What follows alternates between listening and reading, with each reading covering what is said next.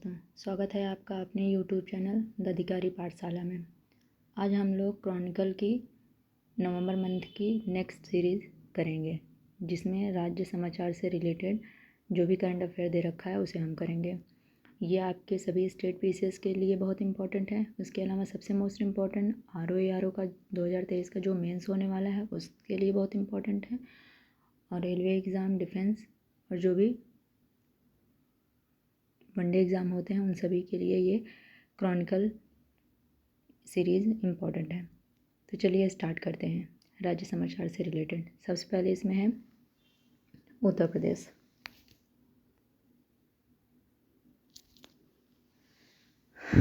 तो चलिए शुरू करते हैं उत्तर प्रदेश से रिलेटेड करंट अफेयर्स। इसमें सबसे पहला है उत्तर प्रदेश अंतर्राष्ट्रीय व्यापार शो 2025। 25 सितंबर 2025 को प्रधानमंत्री नरेंद्र मोदी ने ग्रेटर नोएडा स्थित India expo centre and mart में उत्तर प्रदेश अंतर्राष्ट्रीय व्यापार शो के तीसरे संस्करण का उद्घाटन किया। इसमें मुख्य तथ्य थे: आयोजन अवधि इसकी 25 से 29 सितंबर तक थी। स्थल India expo centre and mart greater Noida में हुआ। भागीदारी इसमें 80 देशों के 2250 प्लस प्रदर्शक, 550 प्लस अंतर्राष्ट्रीय क्रेता, सभी 75 जिलों के स्टॉल प्रदर्शित हुए हैं। ODOP मंडप में 343 स्टॉल प्रत्येक जिले की सांस्कृतिक, औद्योगिक व कृषि विरासत को दर्शाया गया था। थीम व पहल की बात करें तो परम सोर्सिंग यहीं से शुरू होती है।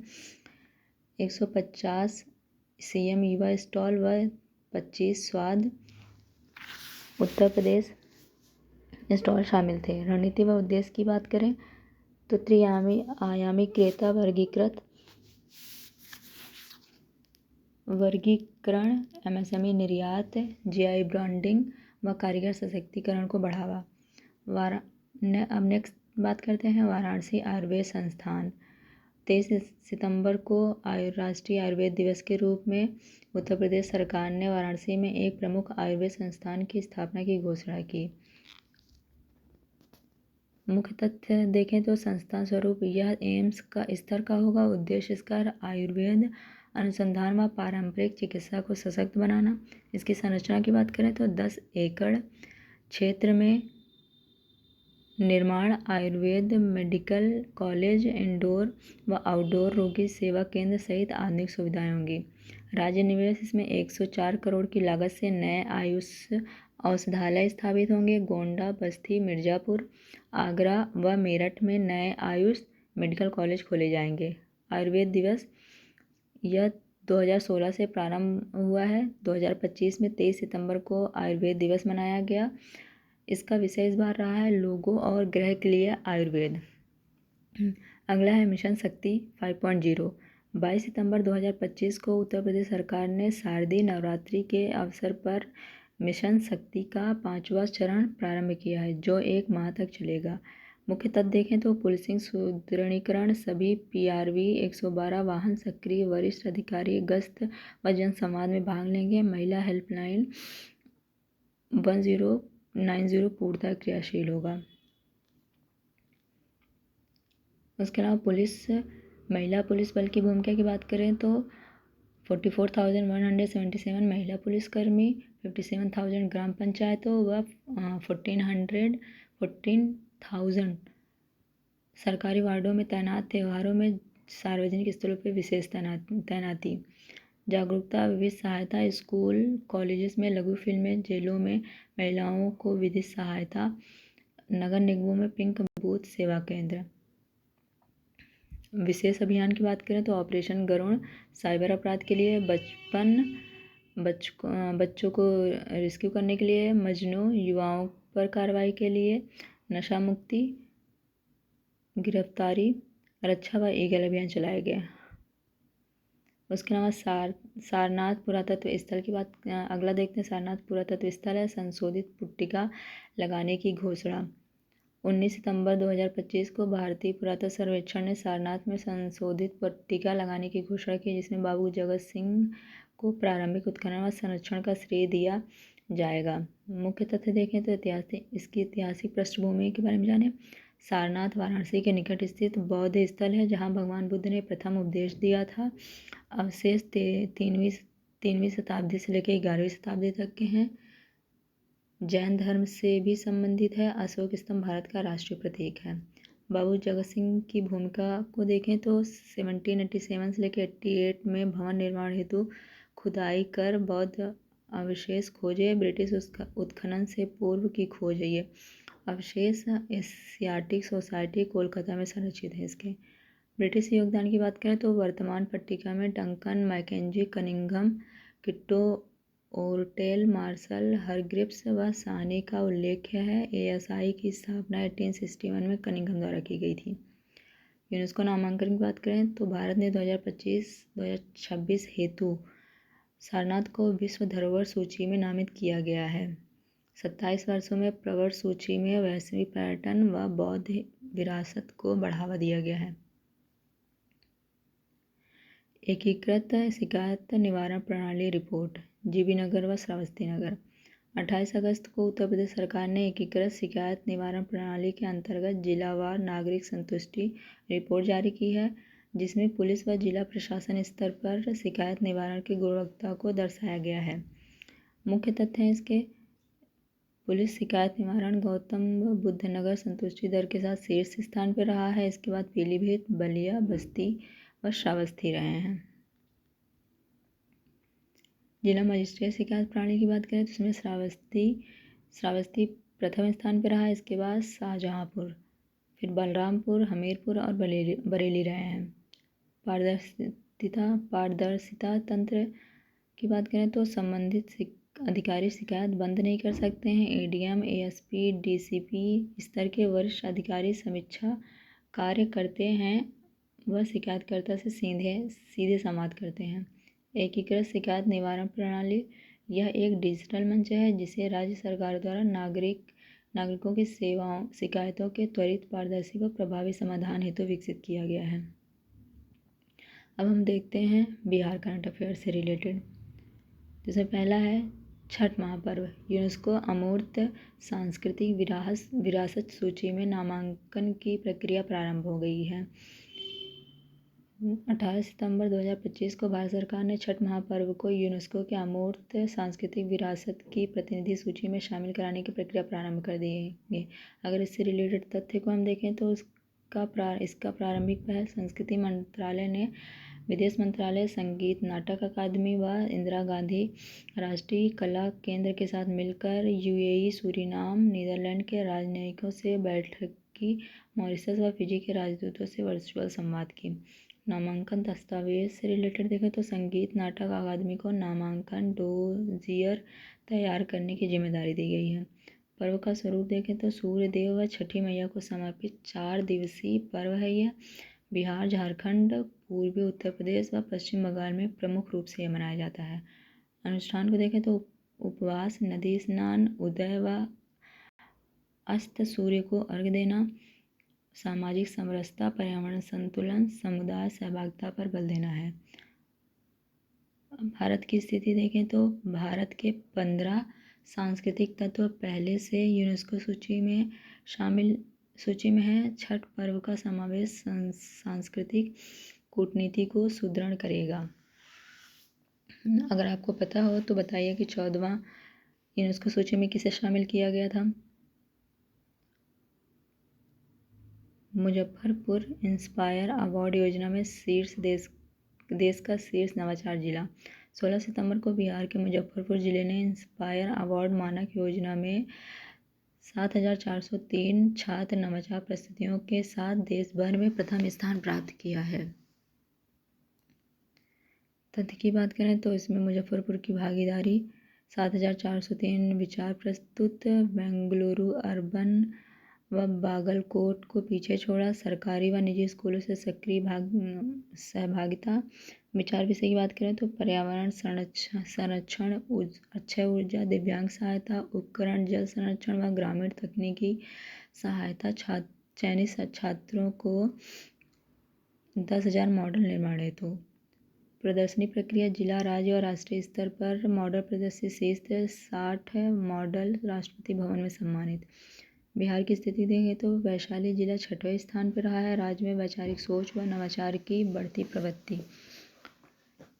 इंस्पायर का फुल फॉर्म है innovation in science pursuit for inspired research. Award योजना भारत सरकार की एक प्रमुख छात्र केंद्रित पहल है जिसका उद्देश्य स्कूली छात्रों में वैज्ञानिक दृष्टिकोण, सामाजिक उपयोगिता व नवाचार को प्रोत्साहित करना है।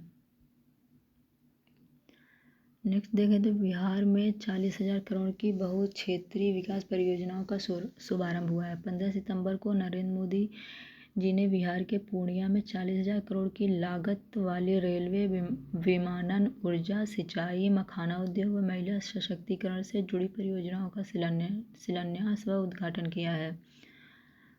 मुख्य तथ्य देखें तो पूर्णिया एयरपोर्ट नए टर्मिनल भवन का उद्घाटन होगा। 5 माह में निर्माण पूर्ण। सीमांचल क्षेत्र पहली बार विमानन नक्शे पर। रेल परियोजनाएं विक्रमशिला कटरिया अररिया गलगलिया रेल लाइन, वंदे भारत व अमृत भारत ट्रेनों को हरी झंडी। ऊर्जा सिंचाई को देखें तो पीरपैंती में 2400 मेगावाट ताप विद्युत परियोजना, कोसी मेची नदी जोड़ परियोजना चरण फर्स्ट का प्रारंभ। मखाना बोर्ड 475 करोड़ की योजना है। बिहार भारत सरकार का 90% मखाना उत्पादक है। किसानों को मूल्य व तकनीकी सहायता दी जाएगी इसमें। राष्ट्रीय मखाना बोर्ड को देखें तो यह संस्था मखाना के उत्पादन, प्रोसेसिंग, विपणन, निर्यात व वैल्यू एडिशन को संगठित करने हेतु गठित की गई है। बिहार जो देश का 90% मखाना उत्पादक है, इस बोर्ड के माध्यम से वैश्विक मखाना हब के रूप में उभरने की दिशा में अग्रसर होगा। नेक्स्ट देखें तो पटना में 1434 करोड़ की अधोसंरचना परियोजना की आधारशिला रखी गई। 10 दिसंबर को बिहार के मुख्यमंत्री नीतीश कुमार ने पटना जिले में 1434 करोड़ की लागत वाली 6 अधोसंरचना परियोजनाओं की आधारशिला रखी है, जिसमें पहला है राज्य राजमार्ग 106 दीदारगंज से फतुहा बख्तियारपुर करजन रोड का 4 लेन का चौड़ीकरण, यातायात व कनेक्टिविटी में सुधार। बख्तियारपुर बाढ़ मोकामा रोड 240 करोड़ की लागत से 46 किलोमीटर सड़क चौड़ीकरण, क्षेत्रीय आर्थिक गतिविधियों को गति। धोबा नदी पुल हिदायतपुर मंझौली के बीच 12 करोड़ की लागत से पुल निर्माण, ग्रामीण संपर्क में वृद्धि। उमानाथ मंदिर परिसर 68 करोड़ की लागत से सौंदर्यीकरण व नागरिक सुविधाओं का विकास। विद्युत सौदागृह 9 करोड़ की लागत से शमशान घाट व सौदागृह का निर्माण, धार्मिक व पर्यावरणीय सुविधा। नेक्स्ट देखें ग्रामीण महिला उद्यमिता को सशक्त बनाने की पहल। 2 सितंबर 2025 को प्रधानमंत्री नरेंद्र मोदी ने वीडियो कॉन्फ्रेंसिंग के माध्यम से बिहार राज्य जीविका निधि सहकारी संघ लिमिटेड का शुभारंभ किया है और 105 करोड़ की राशि संस्था के बैंक खाते में स्थानांतरित की गई है। मुख्य तथ्य उद्देश्य इसका जीविका स्वयं सहायता समूहों से जुड़ी महिलाओं को सस्ती व समयबद्ध वित्तीय सहायता प्रदान करना, महंगे माइक्रो फाइनेंस ऋण पर निर्भरता कम करना।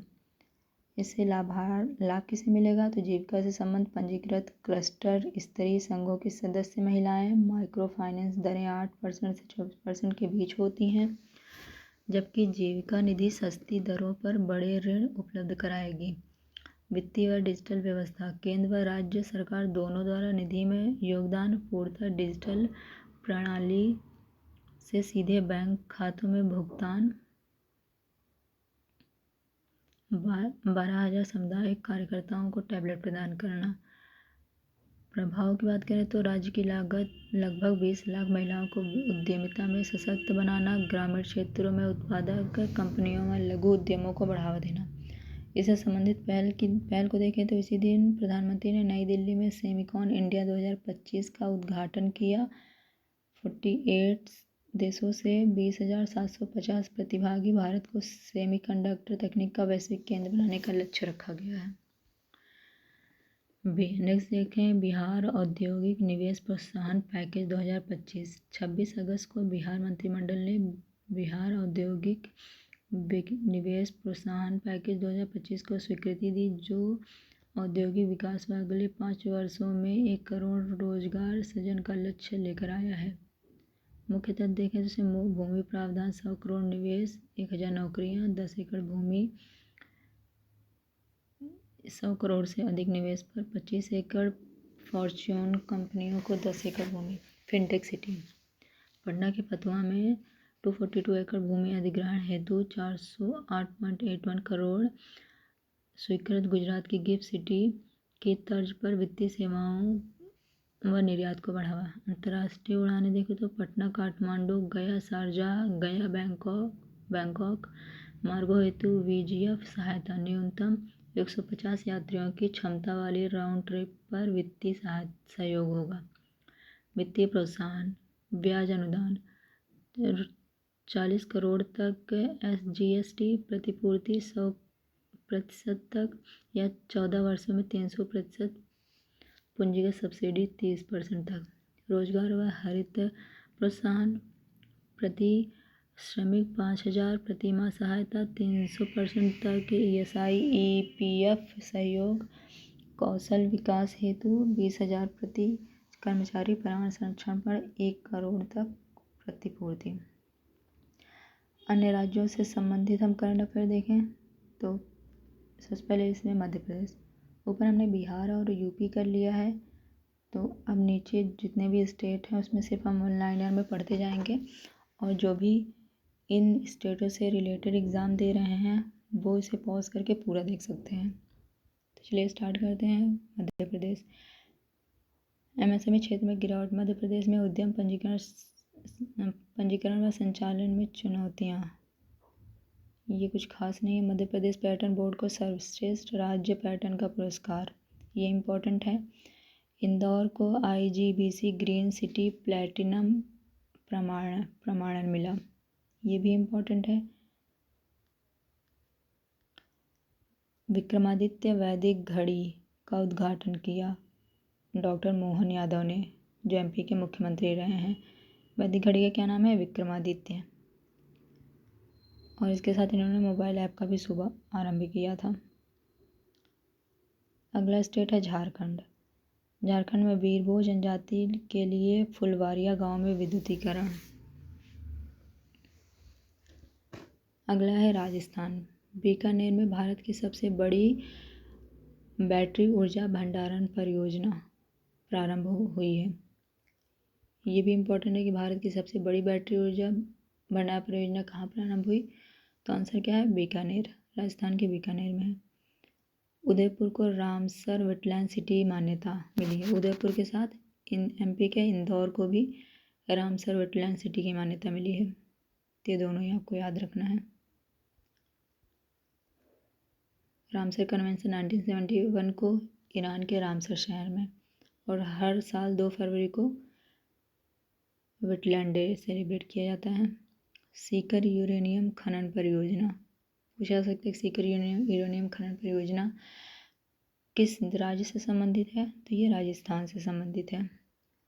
राजस्थान अवैध धर्मांतरण निषेध विधेयक, ये क्वेश्चन पूछ सकते हैं कि अभी हाल ही में किस राज्य ने अवैध धर्मांतरण निषेध विधेयक लाया है? किस राज्य ने? तो आंसर होगा राजस्थान। यह राज्य सूची का विषय है। अगला है नेटाला बाईपास वन स्वीकृति विवाद।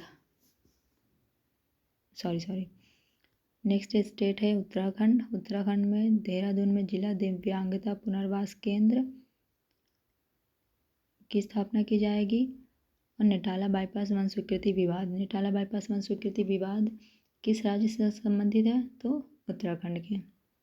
अगला स्टेट है छत्तीसगढ़। सूरजपुर जिले की 75 ग्राम पंचायतें बाल विवाह मुक्त हुई। तो क्वेश्चन पूछा जा सकता है कि अभी हाल ही में किस राज्य की सूरजपुर जिले की 75 ग्राम पंचायतें बाल विवाह मुक्त हुई? तो आंसर क्या है? अब छत्तीसगढ़। छत्तीसगढ़ में बाघों की आबादी दुगनी हुई है, जिसमें 17 से बढ़ के 735 होने की पुष्टि की गई है। नेक्स्ट स्टेट है आपका उड़ीसा। भुवनेश्वर एकीकृत हीट व कूलिंग कार्य योजना लागू हुई है। अगला है पंजाब। पंजाब में भीषण बाढ़, कृषि व जनजीवन पर व्यापक असर। अभी रिसेंट आपको पता ही होगा, सितंबर में पंजाब राज्य में बाढ़ आई थी। तो 7 सितंबर को 2025 को पंजाब सरकार ने राज्य के सभी 23 जिलों को बाढ़ग्रस्त घोषित कर किया था। तो आप इसमें डेट याद रख सकते हैं और कितने जिलों को ये भी याद रख सकते हैं। तो 7 सितंबर 2025 और 23 जिलों को। उसके बाद हम पूर्वोत्तर राज्यों की बात करते हैं। तो पहला है मिजोरम की पहली रेल लाइन बैराबी सैरांग।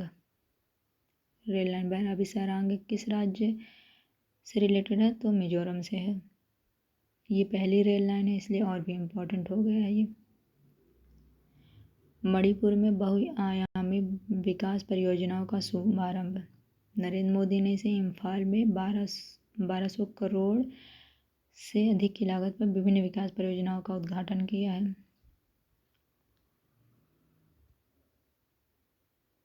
अगला है अरुणाचल प्रदेश में गैस्ट्रोकाइलस पेचई ऑर्किड की खोज।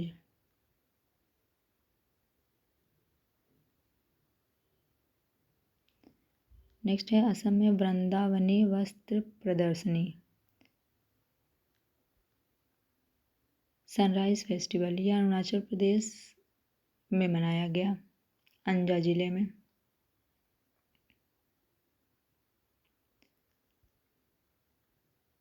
दक्षिण भारतीय राज्यों की बात करें तो केरल में मातृ मृत्यु दर में वृद्धि हुई है, 18 से बढ़कर 30 हो गई है।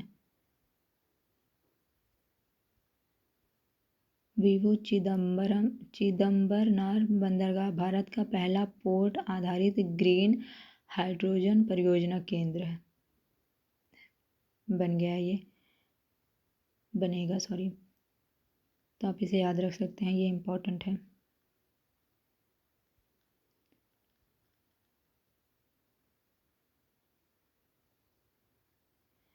भारत में महिलाओं की राजनीतिक भागीदारी में देखें तो आंध्र प्रदेश के राज्यपाल ने महिला सशक्तिकरण पर पहले राष्ट्रीय सम्मेलन में भारत की राजनीतिक संरचनाओं में महिलाओं की न्यून भागीदारी पर चिंता की है।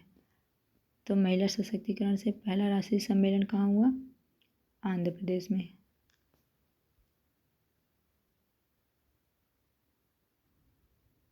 उसके अलावा है जलवायु परिवर्तन की चुनौती के बीच शहरी नियोजन, ये केरल राज्य का मॉडल है।